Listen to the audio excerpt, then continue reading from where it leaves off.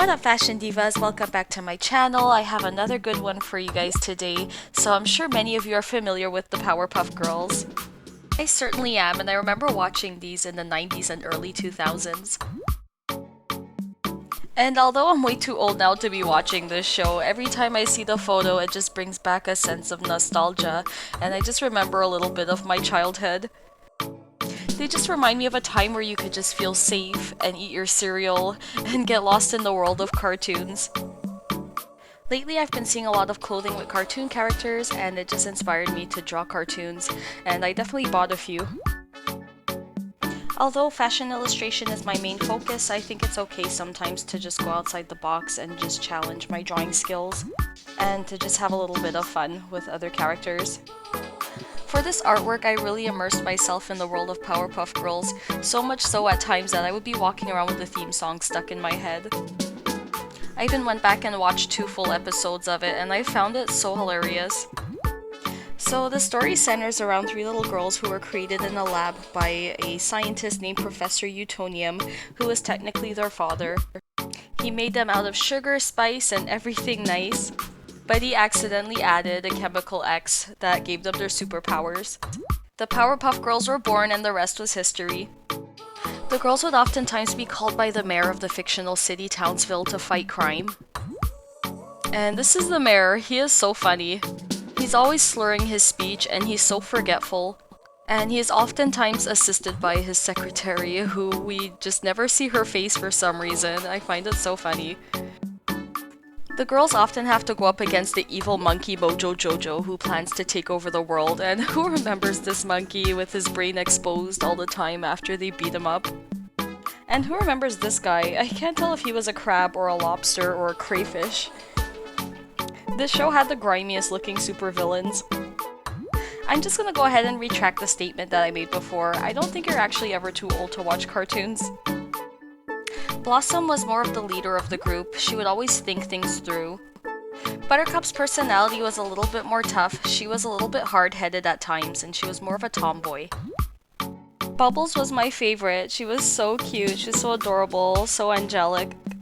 Her strength and resilience would oftentimes be underestimated, but she would always turn around and prove them wrong. And she talked with this really squeaky voice, and she was so cute. For this artwork, I am using a 40 by 26 inch paper. It feels very similar to the Strathmore Bristol paper. The texture and smoothness is very similar as well. The medium of choice are markers and colored pencils. I started off with sketching them in a sketchbook. I then transferred them to some tracing papers and then transferred them again to this large sheet of paper. I spent a lot of time eyeballing the reference image because I really want to get all the dimensions right, as well as the outlines. I spent a lot of time in my local art supply store just trying to get the colors right. I tried my best to get the closest shade of pink I could find. Some reference photos on Google have different shades of pink, and it was just a challenge to find the right one.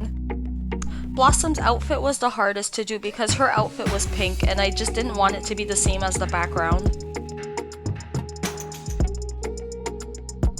Next time I will definitely color them in before coloring in the black outline because I find the black was smudging a lot onto the colored part.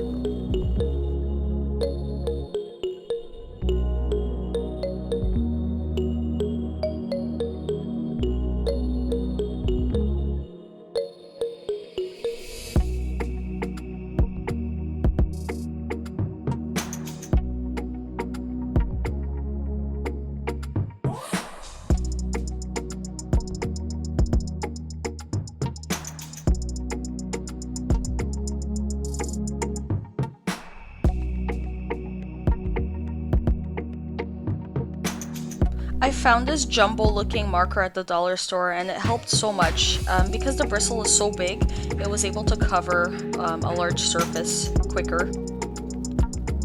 I really had to be careful with it because the nib is so large. I didn't want to cover any portion that I didn't want outlined in black. And then I went ahead with a smaller Sharpie marker to get the finer details.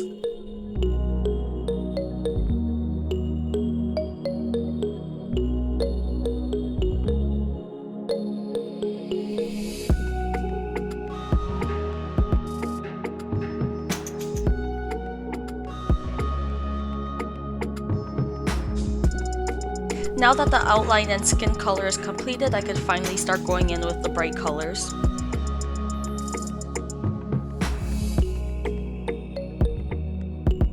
This project was so much fun, I'm considering to do another one in paint. Either on a canvas or on a thick paint paper.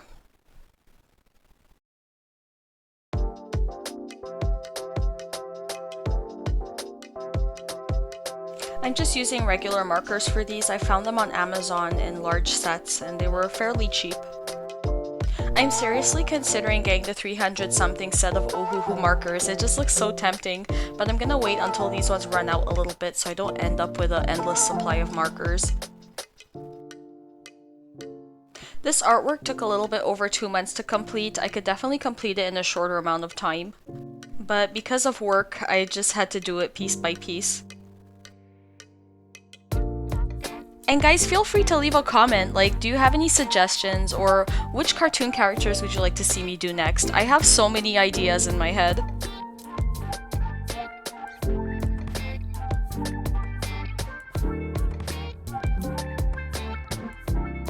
This marker was the closest shade I could find to Blossom's hair color, and I actually ran out of it halfway. So I did use a little trick, a little shortcut. I took some rubbing alcohol and poured it inside the nib, and it actually made some more ink somehow.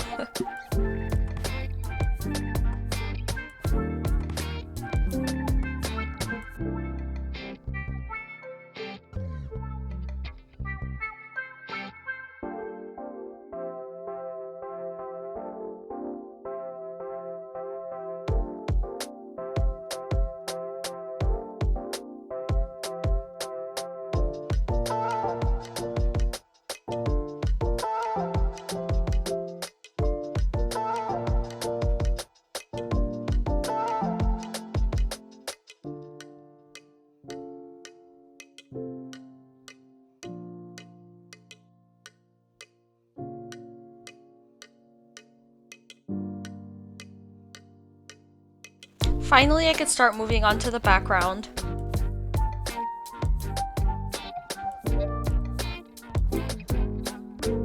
And I had to get like 3 or 4 of the same shade of markers because I was running out halfway.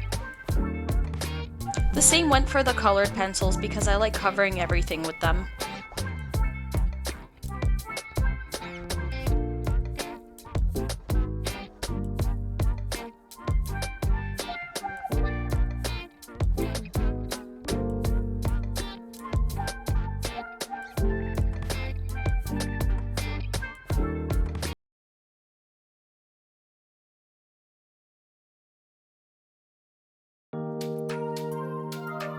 For the logo, I wanted to have a gradient effect, so I used some tri-blend markers by the brand Spectrum Noir.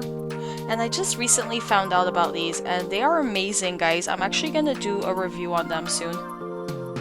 These markers are basically 3 different shades. It's the same color, and they're all stacked on top of each other. I'm just gonna blend it out with some colored pencils, and look at that, you guys.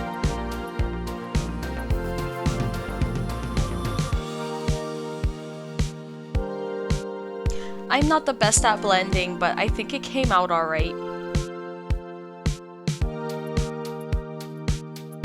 Finally, the heart-shaped background is completed, and you guys, if you know me, you know that I am OCD with my backgrounds. Like, I need the whole paper covered. So I decided to go in with the zebra print, and I'm gonna do different shades of green.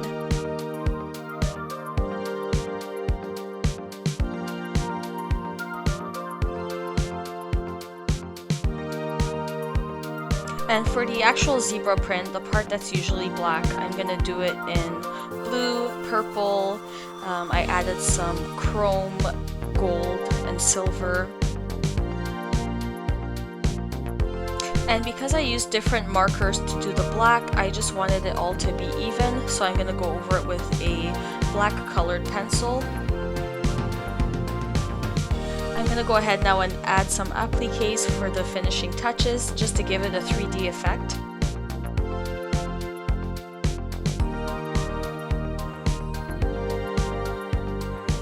And voila! And I added some black rhinestones along the logo. I thought that would give it a really nice finishing touch. I went ahead and scattered some more rhinestones throughout the artwork, as well as some little 3D hearts I was able to collect at the dollar store during Valentine's.